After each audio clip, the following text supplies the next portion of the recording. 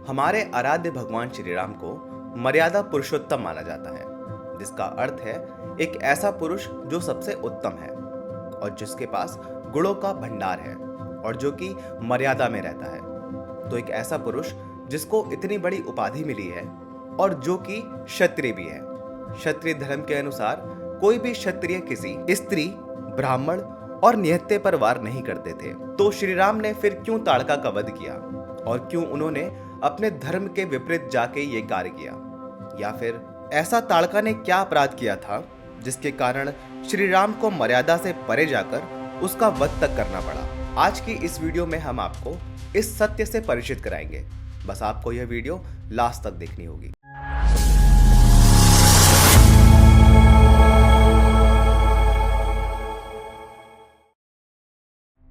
चार राजकुमार पाकर अयोध्या नगरी बहुत ही प्रसन्न थी और सबसे अधिक प्रसन्न अयोध्या के राजा और चारों राजकुमारों के पिता दशरथ थे, जिनकी प्रसन्नता का कोई ठिकाना ही नहीं था। एक दिन राजा दशरथ अपने पुत्रों के विवाह के बारे में सोच रहे थे, तभी अचानक से एक राजरक्षक दौड़ता हुआ आया, जिसने ऋषि विश्वामित्र की आने की सूचना राजा को दी और जिसके बाद राजा ने ऋषि का स्वागत किया और उनसे अचानक आनन फानन में आने का कारण पूछा, जिस पर ऋषि विश्वामित्र ने बताया कि मैंने एक बड़ा यज्ञ संपन्न करने का संकल्प लिया है, लेकिन मैं राक्षसों के कारण ऐसा करने में सफल नहीं हो पा रहा हूँ। तो तुम अपने ज्येष्ठ पुत्र राम को मेरे यज्ञ की रक्षा करने के लिए केवल 10 दिन के लिए मेरे साथ रहने दो, जिससे वह मेरे यज्ञ की सुरक्षा कर सके। ऋषि विश्वामित्र के मुख से ऐसी बात सुनकर दशरथ घबरा गए, क्योंकि राम ही उनके लिए सब कुछ थे और वे मात्र 16 वर्ष के राम को किसी विपत्ति में नहीं डालना चाहते थे। और जब उन्होंने यह सुना कि जिन राक्षसों से रक्षा करने के लिए विश्वामित्र लेकर जा रहे हैं वह रावण के अधीन है, तो यह सुनकर दशरथ और भी विचलित हो गए और कहने लगे कि रावण इतना शक्तिशाली है कि मैं तो क्या स्वयं देवता भी उसे नहीं हरा सकते। कृपया मेरे पुत्र पर दया करें। जिसके बाद ऋषि विश्वामित्र क्रोध में आकर वहां से बिना किसी सहायता के जाने लगे। लेकिन राज ऋषि वशिष्ठ ने इसी बीच दशरथ को समझाते हुए कहा कि आप अपनी सत्यनिष्ठा और वचन के प्रति निष्ठा के लिए विख्यात हैं और मैं विश्वामित्र को जानता हूं, उनके संरक्षण में राम को कोई हानि नहीं हो सकती। जिसके बाद वह कार्य प्रारंभ हुआ जिसके लिए भगवान विष्णु ने इस पृथ्वी पर राम के रूप में जन्म लिया था। हालांकि राम अकेले विश्वामित्र के साथ नहीं गए थे, उनके साथ लक्ष्मण भी गए थे। सब सुख सुविधाओं को छोड़कर अब दोनों राजकुमार ऋषि विश्वामित्र के अधीन थे।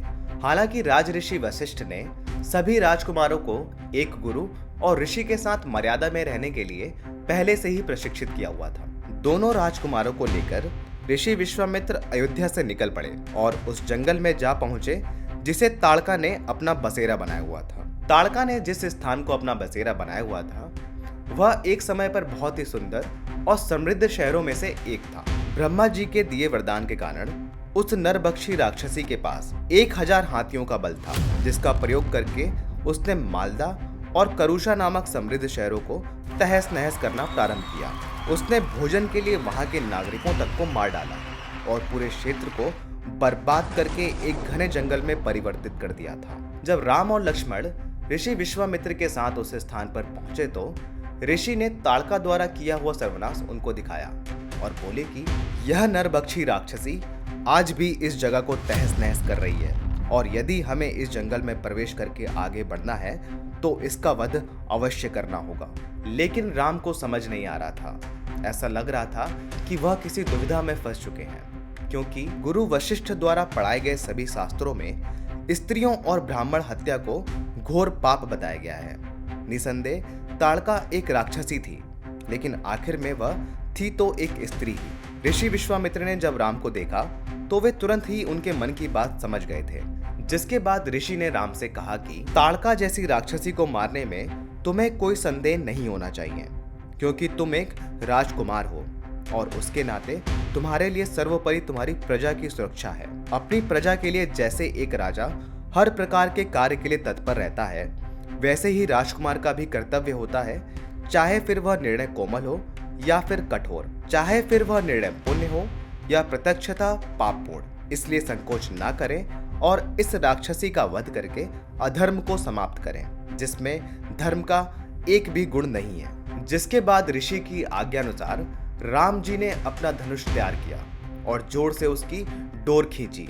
राम के धनुष की टंकार से पूरा जंगल गूंज उठा। उस टंकार की आवाज इतनी तेज थी कि ताड़का ने भी यह आवाज सुनी और क्रोधित होकर वह उस आवाज का पीछा करने लगी। जब राम ने ताड़का को अपनी ओर आते हुए देखा तो उस पर प्रहार करना प्रारंभ कर दिया। ब्रह्मा जी के वरदान के साथ ताड़का बहुत ही शक्तिशाली और क्रूर हो गई थी। वह इतनी शक्तिशाली थी कि बड़े बड़े पत्थर और पेड़ों को आसानी से उठाकर राम की ओर उन्हें मारने के लिए फेंके जा रही थी। राम ने भी अपने बाणों से उसके हर प्रहार का जवाब दिया। राम के बाणों ने उसे घायल कर दिया था, जिसके कारण वह जमीन पर गिर पड़ी।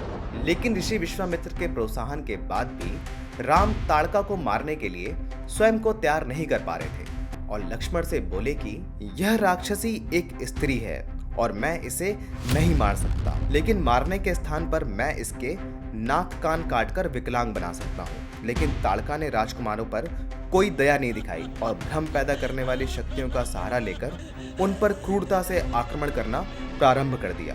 जब ऋषि विश्वामित्र ने देखा कि राम अभी भी संदेह में है, तो वे राम को प्रोत्साहित करते हुए फिर से बोले कि इस विश्वासघाती राक्षसी पर दया दिखाना बंद करो और सूर्यास्त से पहले ही इसका वध करना अनिवार्य है, क्योंकि यदि एक बार सूर्यास्त हो गया तो वह अंधेरे में अजय हो जाएगी। जिसके बाद राम ने भी ताड़का की ब्रह्मपूर्ण शक्तियों द्वारा उसकी ताकत और क्रूरता से अवगत होकर अपना मन दृढ़ किया और बिना समय गंवाए उस पर बाणों की वर्षा प्रारंभ कर दी, जिससे वह राक्षसी और भी ज्यादा घायल हो गई। घायल होकर ताड़का राम की ओर क्रोधित होकर दौड़ पड़ी।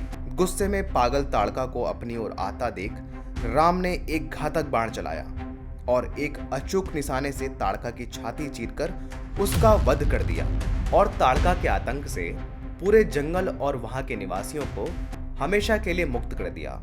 जिसके बाद ऋषि विश्वामित्र की कृपा से राम ने एक अन्य राक्षस सुबाहु का भी वध किया था और ताड़का के पुत्र मारीच को तो मानवास्त्र का प्रयोग करके राम ने वहां से 100 योजन दूर समुद्र में फेंक दिया था।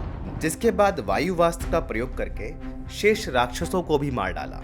सभी बाधाएं दूर हो जाने के बाद ऋषि विश्वामित्र ने फिर अपना यज्ञ संपूर्ण किया और राम और लक्ष्मण को भविष्य में आने वाले महायुद्ध के लिए प्रशिक्षित करना प्रारंभ कर दिया। हम आशा करते हैं आपको यह वीडियो अवश्य ही पसंद आई होगी। अगर आपको यह वीडियो पसंद आई है तो अपने दोस्तों और परिवार के साथ जरूर शेयर करें। लेकिन आप श्री राम की जन्मभूमि अयोध्या के बारे में कितना जानते हैं? अगर आप विस्तार से जानना चाहते हैं तो इस लिंक पर क्लिक करके जान सकते हैं। अगर आपने अभी तक हमारा चैनल सब्सक्राइब नहीं किया है तो प्लीज कर लें। धन्यवाद।